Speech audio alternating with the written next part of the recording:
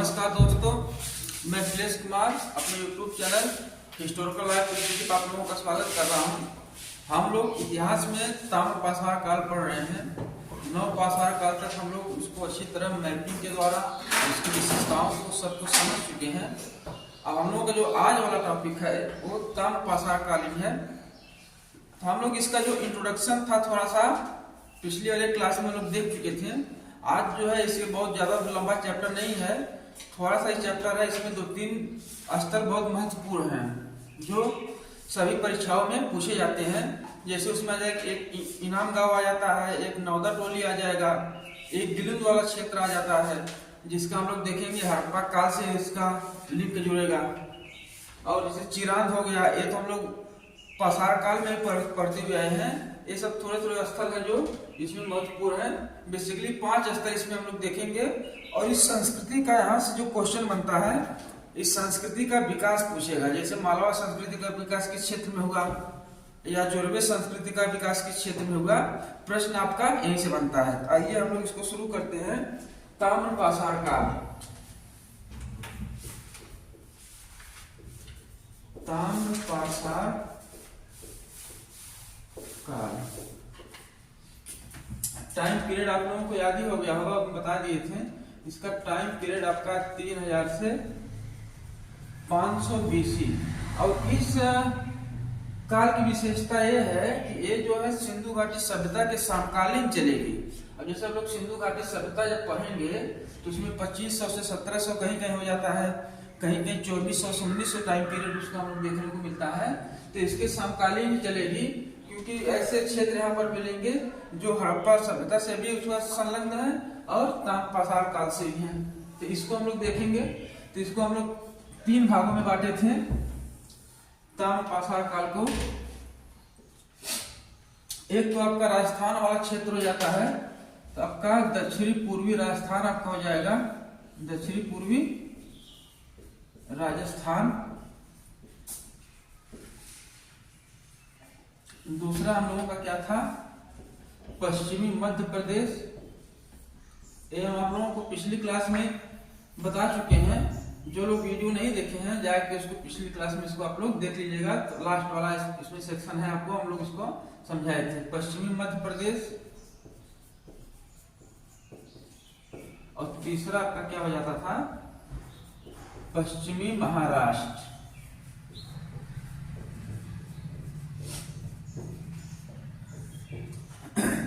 ठीक है। तो इन संस्कृतियों का देखेंगे। जो है संस्कृति यहाँ पर मिलेगी आपको, जैसे आहार संस्कृति मिल जाएगी आपको राजस्थान में। राजस्थान में अगर पूछ लिया कौन सी संस्कृति मिली, ताम्रपाषाण कालीन संस्कृति जो दक्षिण पूर्वी राजस्थान में पाई गई, वो आपका क्या हो जाएगा, आहार संस्कृति। आहार संस्कृति। इसको देखा जाए तो ये बनास नदी के तट पर विकसित होती है, पाई जाती है। कहां पर, बनास नदी के तट पर। बनास नदी के तट पर। अगर इसका हम लोग टाइम पीरियड देख लेते हैं तो आहार संस्कृति का टाइम पीरियड आपका क्या हो जाता है, 2000 से 1400 BC। टाइम पीरियड कभी कभी पूछ लेता है छोटे एग्जाम में, टाइम पीरियड का भी आप लोग इसका ध्यान रखिएगा। दूसरा हम लोग देखेंगे यहाँ पर मध्य प्रदेश में देखेंगे तो यहाँ पर नर्मदा नदी के तट पर विकसित होती है। यहाँ पर 2 संस्कृति पाई जाएगी। नर्मदा नदी के तट पर हम लोग देखेंगे तो यहाँ पर 2 संस्कृति हम लोगों को देखने को मिलेगी। कौन कौन थी, एक आपकी हो जाएगी मालवा, मालवा संस्कृति। दूसरा आपका कायथा संस्कृति हो जाएगी, कायथा संस्कृति। अगर इसके टाइम की हम लोग बात कर लेते हैं तो मालवा का आपका जाता है 1700 BC से 1200 BC। ठीक है। और कायथा का आपको जाएगा 2000 से 1800 BC। ठीक है। यहाँ पर आपको क्या मिलेगी, बनास संस्कृति मिल जाएगी आपको। बनास नहीं, आहार संस्कृति, मालवा संस्कृति और कायथा संस्कृति। अब जब हम पश्चिमी महाराष्ट्र में जब आएंगे तो यहाँ पर आपको गोदावरी नदी के तट पर मिल जाएगी आपको जोरवे संस्कृति। गोदावरी नदी के तट पर मिल जाएगी आपकी कौन सी, जोरवे संस्कृति। तब इन्हीं संस्कृति हम लोग देखेंगे कि यहाँ पर कौन कौन से महत्वपूर्ण स्थल पाए गए और यहाँ की विशेषता क्या थी। तो पहले इसके विशेषताओं को हम लोग देख लेते हैं, या तो फिर इसको नहीं, पहले इसके हम जो महत्वपूर्ण जो साक्ष्य यहाँ से मिले या जो स्थल मिले उसको देखते हैं, फिर लास्ट में इसके विशेषताओं को हम देख के इस चैप्टर को हम लोग समाप्त कर लेंगे। तो आहार संस्कृति, सबसे पहले हम लोग चलते हैं आहार संस्कृति में। इसका अन्य नाम जो होगा ताम्रपसार काल का हम बता चुके थे, क्या क्या हो जाएगा। एक तो ताम्रयुग के नाम से आ जाएगा, दूसरा कैल्कोलिथिक आपका इसका नाम है, और तीसरा आपका चाल्कोलिथिक। ताम्रपसार काल का अगर नाम पूछ लिया जाए अन्य नाम तो क्या हो जाएगा, ताम्रयुग के नाम से भी आ जाता है प्रश्न, कैल्कोलिथिक के नाम से भी आ जाएगा और चाल्कोलिथिक के नाम से ही आ जाएगा। ताइए हम लोग इसमें देखते हैं पहला जो है दक्षिण पूर्वी राजस्थान में आहार संस्कृति। पहला क्या आपका हो जाएगा, आहार संस्कृति। ठीक, तो इसका सीधा सीधा आपका जैसे हो जाएगा, एक बनास नदी पहले आहार संस्कृति का विकास किस नदी पर हुआ था, तो बनास नदी हम लोग लिख लेंगे। इसमें देखते हैं दो तीन स्थल आपको मिलेंगे देखने के लिए। सबसे पहला हम लोग देखेंगे यहाँ पर आहार ही, आहार ये आपका हो जाता है। आहार जो स्थल है ये राजस्थान के उदयपुर जिला में है। कहाँ पर है, उदयपुर जिले में आपको मिल जाएगा। और यहाँ पर हम लोग देखेंगे कि जो आहार है इसी स्थान के नाम पर इस संस्कृति का नाम पड़ गया आहार संस्कृति। अगर इसकी विशेषताओं को हम लोग देखेंगे तो आहार में अगर हम लोग देखेंगे तो यहाँ मतलब रंगाई हो गया, छपाई हो गया, इसके साक्ष्य मिले हैं। इससे क्या होता है तो इस संस्कृति में कृषि के भी साक्ष्य मिलेंगे। और कृषि में हम लोग देखेंगे, अभी तक देखे थे जैसे जौ हो गया, गेहूं हो गया, खजूर, अंगूर, इन सब का हम लोग नवपाषाण काल में देखे थे। यहाँ से आपको कपास और जूट के भी साक्ष्य मिलेंगे, क्योंकि अगर रंगों का प्रयोग हो रहा है, छपाई का कार्य हो रहा है, वो या तो कागज पर होगा या तो कपड़े पर होगा। तो यहाँ से जो कपास और जूट के साक्ष्य मिलते हैं वहां से आपको मिल जाएगा क्या, मतलब कि कृषि में कपास और जूट का उत्पादन यहाँ से होने लगता है। तो क्या सबसे पहले क्या हो जाएगा यहाँ पर, रंगाई व छपाई के साक्ष्य मिलते हैं। तो इससे क्या आपको प्रमाण मिलता है, यहाँ से जूट और कपास का भी उत्पादन होता था। क्या हो जाएगा, जूट और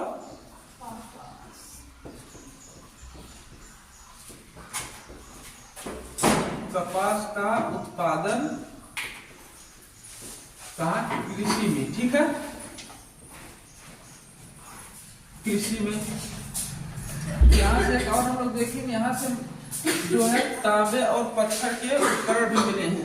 अब तक हम लोग पाषाण काल में देखते थे तो किस प्रकार के उपकरण मिलते थे हम लोगों को, तो वहां पर देखते थे तो पत्थर के ही उपकरण मिलते थे। लेकिन आहार संस्कृति में जैसे ही आएंगे यहाँ तांबे और पत्थर के भी उपकरण पाए जाने लगे। ठीक, तांबे व पत्थर के उपकरण। और उपकरणों में देखा जाए तो यहाँ से सर्वाधिक तांबे के उपकरण पाए जाते हैं। क्या पाए जाते हैं, तो सर्वाधिक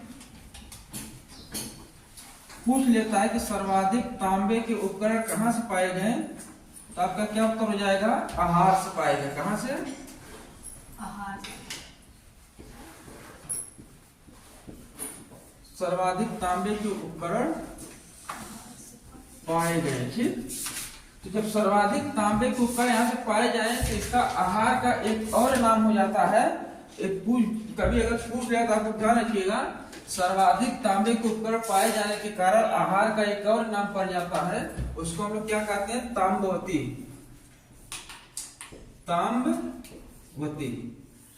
ठीक, और इसी समय देखेंगे हम लोग 3000 से 5 जो 3000 से 500 BC तक देखेंगे, तो यहाँ पर जो एक तांबा हो गया, तांबे को गलाने की विधि का भी लोग प्रयोग करने लगे।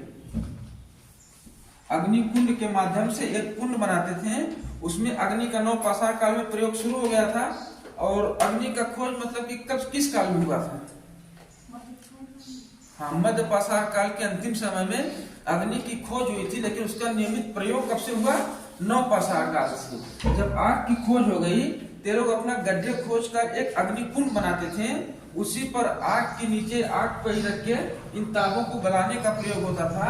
और तांबों को गलाकर अलग अलग प्रकार के औजारों को बनाया जाता था। जब तांबा हो गया तो गल गया, तो उसके औजारों को छोटे से बड़े के रूप में उसको हम लोग क्या करेंगे? ढाल लेते थे। ठीक है, तो औजारों को बनाने में तांबे के गलाने की विधि से औजारों को बनाने में आसानी होने लगी। यहाँ से क्या हो जाएगा? तांबे गलाने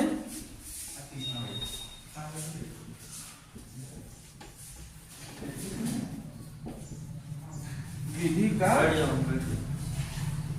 प्रयोग। ठीक, नोट डाउन हो गया यहाँ तक। इसका हम लोग दूसरा स्थान देखेंगे, एक आ जाता आपका गिलुंद करके। क्या हो जाएगा? गिलुंद।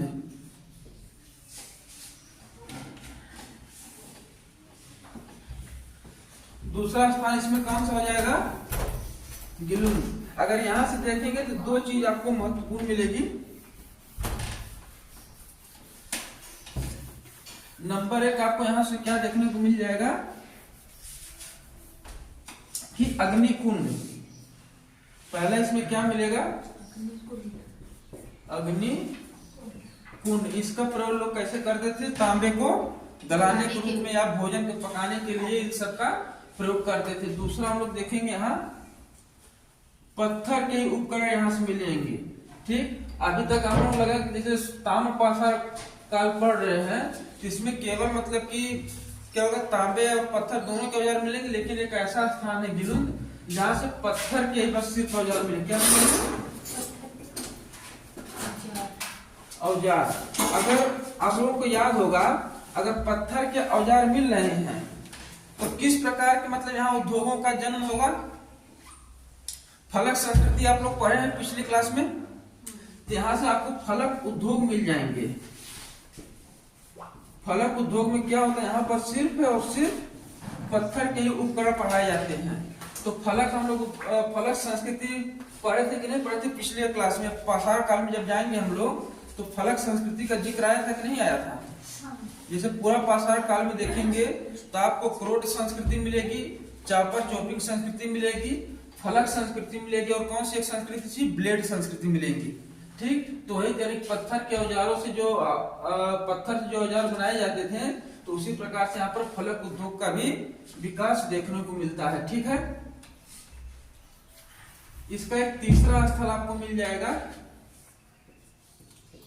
गरेश्वर। ठीक, और इसकी विशेषता अगर हम लोग देखेंगे गरेश्वर की, तो यहाँ पर जो तांबे होते थे, हड़प्पा सभ्यता, इसके बाद हम लोगों का जो आएगा हड़प्पा सभ्यता, हड़प्पा सभ्यता में यहीं से ही सप्लाई होती थी तांबे की। तो हड़प्पा सभ्यता के निवासियों को तांबे की आपूर्ति कौन करता था? तो आपका गरेश्वर करता था। ठीक, तो हड़प्पा सभ्यता के निवासियों को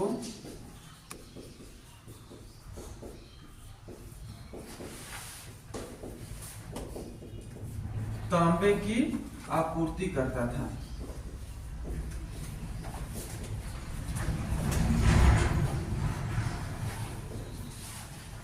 ये दोनों काल में मिलेगा। ये महत्वपूर्ण प्रश्न पूछ लेगा, यानी कि हड़प्पा सभ्यता में हम लोग जब जाएंगे तो हड़प्पा से प्रश्न बन सकता है यहाँ से।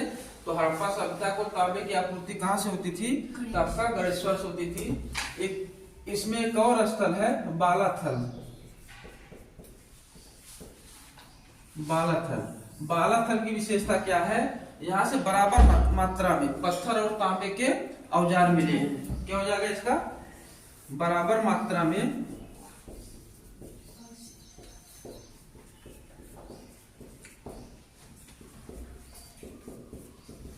तांबे व पत्थर के औजार मिले हैं।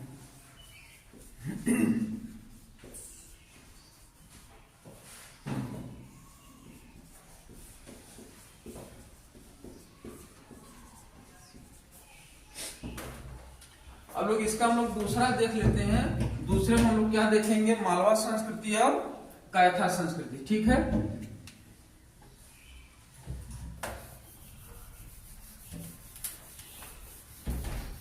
ताम्र पाषाण काल से इसके स्थल को लेकर आपका प्रश्न बनता है।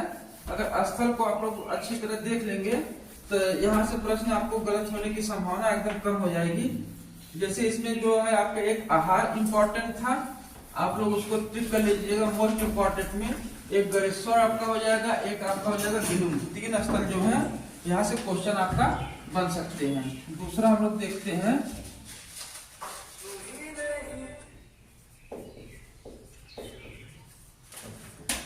पश्चिमी मध्य प्रदेश में। तो यहाँ पर हम लोग क्या देख लेंगे, यहाँ पर 2 शब्द देखेंगे। एक आपका हो जाएगा मालवा, दूसरा आपका हो जाएगा कायथा। ठीक, इसका टाइम पीरियड आप लोग बता दीजिए। नर्मदा नदी के तट पर इसका विकास होता है, इस संस्कृति का। टाइम पीरियड बताइए, जल्दी कमेंट करिए आप लोग। मालवा का टाइम पीरियड आपको हो जाएगा 1700 BC से 1200 BC, आप लोग रख लीजिए। ठीक, और कायथा का आपका क्या हो जाएगा 2000 से 1800 BC। तो मालवा में अगर हम लोग देखें, यहाँ पर 2 स्थल आपको देखने को मिलेगा। कौन कौन सा देख लेते हैं। एक तो आपका स्वयं मालवा हो जाएगा, इसी के नाम पर मालवा संस्कृति का नाम पड़ता है। दूसरा आपका क्या हो जाएगा नौदा टोली, नाम सुने आप लोग, इसके पहले नौदा टोली का नाम सुने थे। तो जो मालवा हम लोग वाला क्षेत्र है राजस्थान में, मालवा में अगर देखेंगे तो यहाँ से 2-3 चीज आपको मिलेगी। एक तो देखेंगे यहाँ तो मिट्टी के मृदभान मिलेंगे, जो हम लोग पूरा नव पाषाण काल में भी देख रहे हैं। अनाजों को रखने के लिए लोग धान्य कोठार हो गया, मृदभान हो गए, या भोजन पकाने के लिए जो बर्तन मिलते थे उनको क्या कहा जाता था, मृदभान कहा जाता। तो उसी का अगला रूप यहाँ पर भी हो जाएगा। तो उत्कृष्ट कोटि के मृदभान मिले हैं, उत्कृष्ट कोटि के मृदभान। ठीक, और यहां से हम लोग देखेंगे तो वृषभ बैल की पूजा करने के भी साक्ष्य आपको प्राप्त होते हैं। ठीक है, तो वृषभ पूजा के साक्ष्य। अब वृषभ पूजा क्यों की जाती थी, कुछ तो कारण रहा होगा, क्योंकि कृषि के उत्पादन में हम लोग देखेंगे तो इसका एक अहम रोल था। यानी कि खेतों को जुताई करने के लिए या जिसे पशुपालन में भी इसका प्रयोग किया जाता था। ठीक, और यहाँ से अब चरखा और तकली मिला, क्या मिला है, तो इससे क्या प्रमाणित होता है, यहाँ सूत काटने की भी विधि को लोग जानते थे। ठीक है, तो अगर सूत कट रहा है तो किन फसलों का उत्पादन यहाँ पर देखने को मिलेगा, तो कपास और जूट का, जो हम लोगों को नव पाषाण काल में नहीं मिलता है। ठीक, अब दूसरा आपका स्थल क्या हो जाता है नौदा टोली। ये आपका मध्य प्रदेश में जिला भी कभी कभी इसका पूछ लेता है, तो जिला इसका खरगोन जिला है।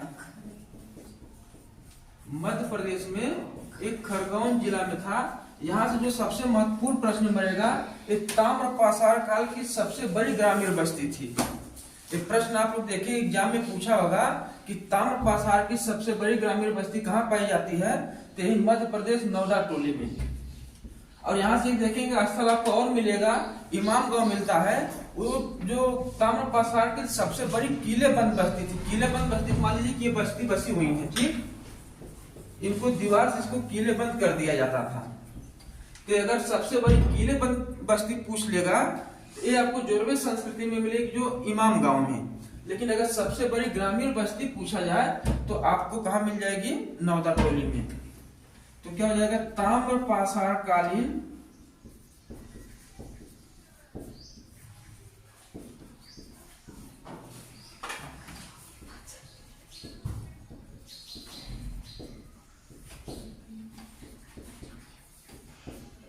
ग्रामीण बस्ती।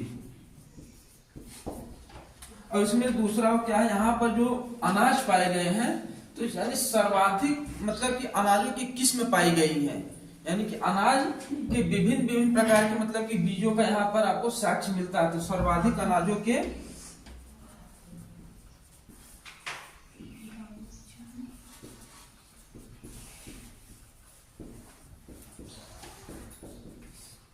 ठीक है। तो अनाजों में अब तक हम लोग देखें कि नौ पाषाण काल में देखेंगे तो सबसे पहले कौन कौन से अनाज पाए गए थे आपको, जैसे जौ हो गया, गेहूं हो गया, खजूर हो गया, अंगूर हो गया, ये सब पाए गए। लेकिन अब यहाँ पर किस्म और बदल जाएगी, जैसे यहाँ पर मूंग मिलने लगेगा। क्या एग्जाम्पल, जैसे मूंग, उड़द, मटर, चना, ठीक, ईटीसी। यानी यहाँ पर बहुत से प्रकार की मतलब की वैरायटी पाई जाने लगी अनाजों की, ठीक है। तो लेकिन इसका जो मोस्ट इंपॉर्टेंट ये नवदा टोली में ये वाला आपका यही से प्रश्न आपका बनेगा, जब भी बनेगा इसका आप लोग भी इसको टिक कर लीजिएगा, ये आपका महत्वपूर्ण है। और कायथा में अगर हम लोग देखेंगे तो कायथा संस्कृति बस कहीं पूछ लेगा कि किस क्षेत्र में पाई जाती है। इसमें आपको जैसे एक उज्जैनी है स्थान मिलेगा, यहाँ से कोई प्रश्न आपको बने देखने को नहीं मिलेगा यहाँ पर, ठीक। आइए इसका हम लोग अंतिम वाला जोरवे संस्कृति देख लेते हैं। आपको यहाँ पर मालवा संस्कृति और जोरवे संस्कृति, आप लोग प्रीवियस ईयर क्वेश्चन उठाइएगा जो एग्जाम हुए हैं, देखिएगा यही या तो आपका नवदा टोली पूछ लेगा, या आपको दरमाबाद पूछेगा, या इमाम गांव पूछेगा। नेवासा तो आप लोग जानते हैं, नेवासा के बारे में कोई बताएगा? पिछले वीडियो में हम लोग पढ़ाए थे पाषाण काल में नेवासा, मतलब नेवासा से क्या मिला था, बताओ जी। नेवासा याद है? कहाँ पर है? रिवीजन नहीं कर रहे हैं।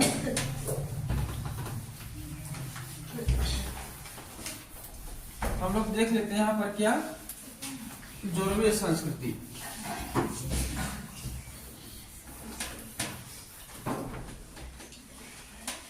तीसरा इसमें क्या हो जाएगा, जोरवे संस्कृति। कहीं के इसका ना ऐसे लिख देगा आएगा तो कंफ्यूज मत कीजिएगा, जोरवे, ठीक। तो जोरवे संस्कृति अगर इसका देखा जाए किस नदी पर इसका विकास हुआ, गोदावरी नदी। आप लोग इस रिवीजन इसलिए बोलते रहते बार बार, आप लोग सुनते सुनते आप लोगों को याद हो जाएगा, जब साथ में थोड़ा सा बोलेंगे तो जल्दी याद होने की संभावना आप लोगों को ज्यादा रहेगी, ठीक है। जोरवे गोदावरी नदी के तट पर किस क्षेत्र में फैली हुई थी ये संस्कृति, तो पश्चिमी महाराष्ट्र, ठीक। तो इसमें कुछ स्थल हम लोग देख लेते हैं। तो पहला स्थल इसमें हम लोगों को हो जाएगा दैमाबाद। नाम सुने आप लोग दैमाबाद का? किस लिए प्रसिद्ध है दैमाबाद? यहीं से आपको क्या मिला था, कांसे का रथ मिले था। क्या? कांसे का रथ। ये बहुत बार क्वेश्चन पूछा गया, मोस्ट इंपॉर्टेंट में आप लोग इसको नोट डाउन कर लीजिए। रथ, रथ लिख लो, कांसे का रथ यहाँ से मिला था, ठीक। और दूसरा आपका हम लोग देखेंगे यहाँ से क्या होगा, इमाम गांव। इमाम गांव, इमाम गांव में भी हम क्या बताएं आप लोगों कि इमाम गांव जो था ताम्र पाषाण की सबसे बड़ी किलेबंद बस्ती थी। क्या थी? किलेबंद बस्ती थी। ताम्र पाषाण काल की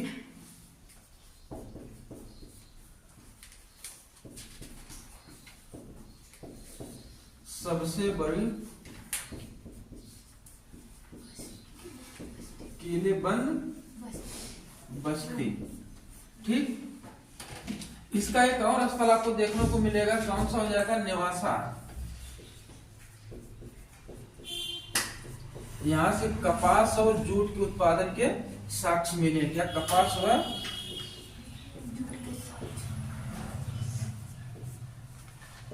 जूट के साक्ष्य। तेज जोरवे संस्कृति में आपका कौन कौन सा स्थल महत्वपूर्ण हो गए? एक तो दायमाबाद हो गया, यही प्रश्न हमेशा पूछता है, कांसे का रथ के साक्ष्य कहाँ से मिले हैं? दायमाबाद से मिले हैं। या ताम्र पाषाण की सबसे बड़ी किलेबंद बस्ती कौन सी? इमामबाड़ा। या ताम्र पाषाण कालीन सबसे बड़ी ग्रामीण बस्ती कौन थी? तो आपका हो जाएगा क्या? नवदा टोली। ठीक, तो इसमें हम लोग अब इसकी कुछ विशेषताओं को देख लेते हैं। तो इसके ये स्थल आप लोगों का एक ताम्र पाषाण काल भी समाप्त हो जाएगा। इसके बाद हम लोग का जो नया टॉपिक आ जाएगा कौन सा? हड़प्पा सभ्यता। ठीक है, तो इसकी विशेषताओं को विशेषता लगभग आप लोगों को जैसे याद हो गई होगी। इसमें विशेषता क्या क्या आपको मिलेगी? सबसे पहली विशेषता आप लोग गेस करिए तो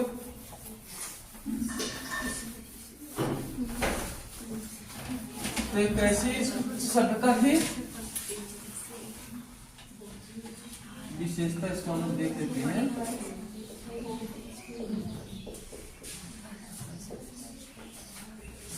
ये ग्रामीण अर्थव्यवस्था थी या ग्रामीण सभ्यता थी। सबसे पहला क्या प्रश्न उठेगा यहाँ से? तो ताम्र पाषाण कालीन एक ग्रामीण अर्थव्यवस्था थी या सभ्यता थी। तो पहला क्या हो जाएगा? आप लोग हम तो 60 में लिख दे रहे हैं, लिखिए आप जैसे ताम्र पाषाण कालीन एक ग्रामीण सभ्यता थी। ठीक,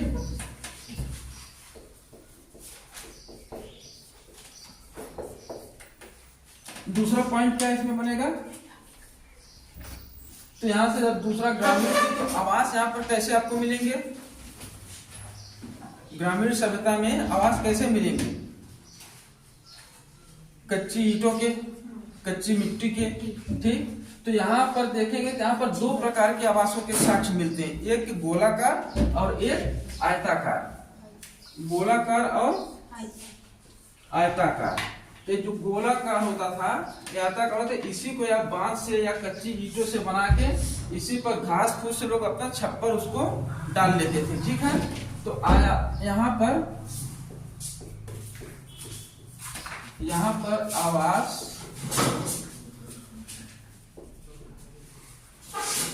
कच्ची ईंटों के मिलते हैं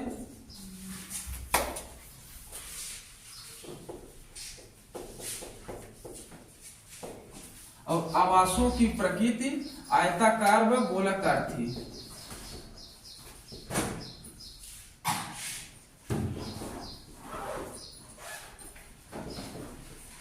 ठीक, तीसरा हम लोग यहाँ पर देखेंगे तो तीसरे में आपका यहाँ पर क्या हो जाएगा?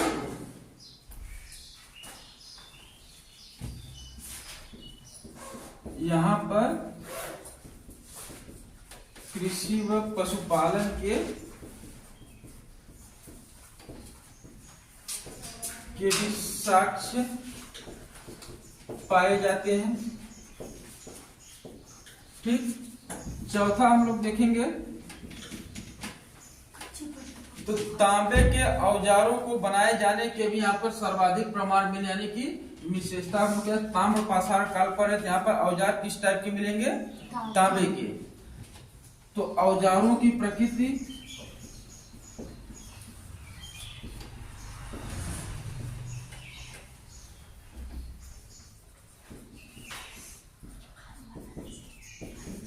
तांबे व पत्थर की होती थी। चौथा हम लोग देखेंगे जैसे मुखिया तंत्र का विकास हम लोग कहाँ देखते हैं?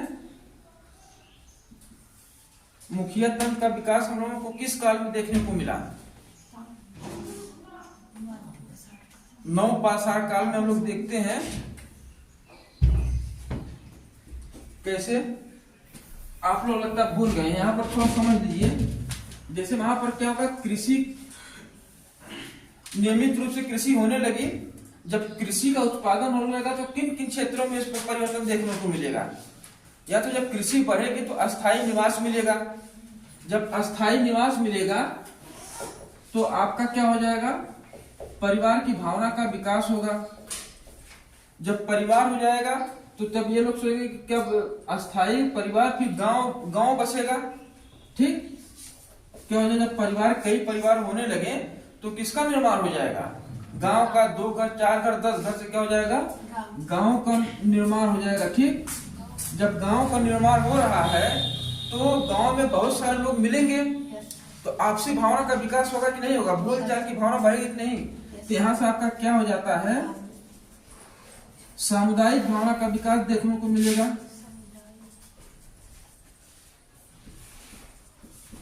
ठीक, जब सामुदायिक भावना हम लोग देखेंगे, मान लें कि आप लोग 10 लोग आपस में बात कर रहे हैं, किसी के घर शादी हो गई, त्योहार हो गया, तो निमंत्रण आप लोग देंगे कि नहीं देंगे।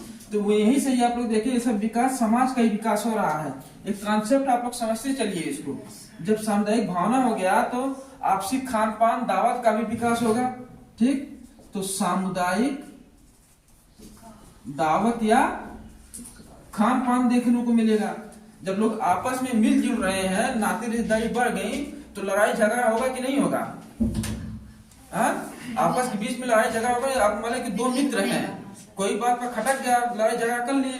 यहां से देखेंगे आपका विघटन या द्वेष या विभाजन, इसकी भी भावना के यहाँ पर विकास होगा। जब लड़ाई झगड़ा हो जाएगा तो उसको सुलझाएगा कौन, तो कोई बड़े बुजुर्ग समझाएंगे ना। तो बड़े बुजुर्ग को यहाँ पर क्या हो जाता है, यहाँ पर मुखिया तंत्र का विकास होता है। ठीक, समझ में आया। अब यहाँ तक मुखिया तंत्र का विकास हम लोग नौ पाषाण काल में देखते हैं। तो यहाँ पर मुखिया तंत्र जब हो जाएगा, कोई मुखिया किसी प्रधान आप लोग बना देते हैं किसी गांव में, जो प्रधान बन जाता है उसके बाद आप लोगों की इज्जत करेगा, वो अपना जेब भरेगा, अपने आप को श्रेष्ठ मानेगा। तो यही से मतलब कि वर्ग विभाजन की भावना का विकास होता है, यानी कि समाज को दो भागों में बांटा जाएगा, हम उच्च हैं, हम निम्न हैं। तो सामाजिक अब बिखराव होने लगा कि नहीं। अब तक क्या था, एक साथ रहते थे, मुखिया होता, लोग आपस में लड़ाई झगड़ा कर लेते, उनको समझा देता था। लेकिन अब यहीं से हम लोग देखेंगे क्या हो जाएगा, वर्ग विभाजन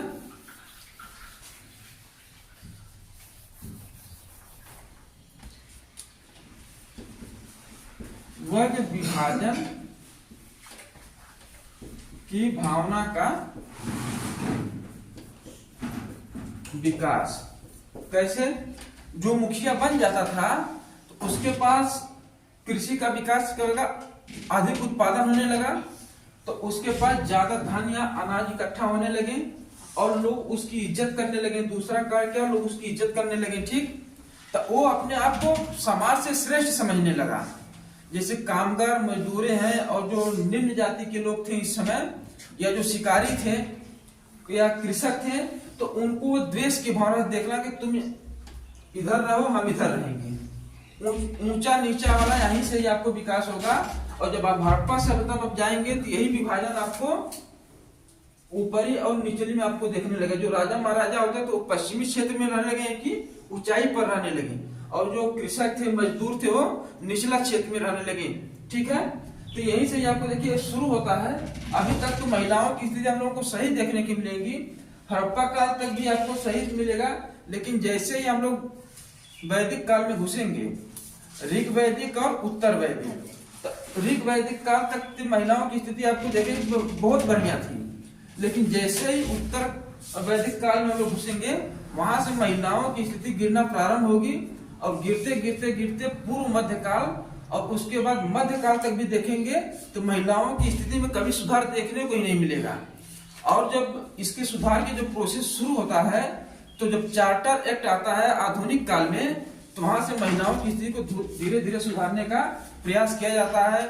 विधवा विवाह, सती प्रथा, ये सब काम करते हुए फिर मतलब कि आप देखेंगे महिलाओं की स्थिति आपको सुधर हो जाएगी। ये सब पूरा प्राचीन काल से लिंकेड है, अपना एक जुड़ता हुआ चलेगा। जो अगर इसको आप लोग समझ लिए तो यहाँ से प्रश्न आप लोग गलत होने की संभावना एकदम कम है। और जैसे याद जो किया जाता है तो उसको आप लोग आसानी से याद भी कर लेंगे, कॉन्सेप्ट भी आपका बन जाएगा, फैक्चुअल भी तैयार हो जाएगा, कॉन्सेप्चुअल भी आपका तैयार हो जाएगा। ठीक है, तो ये आपका हो गया ताम्र पाषाण काल। अब हम लोगों का नेक्स्ट चैप्टर जो है हड़प्पा सभ्यता हो जाएगा। अगर आप लोग कहिए तो इसका जो पाषाण काल से लेके एक ताम्र पाषाण काल तक का क्वेश्चन करवा देते हैं, आपका प्रीवियस ईयर क्वेश्चन। नहीं तो अगर आप लोग करना चाहते हैं तो आप अपने से कर लीजिएगा। ठीक है।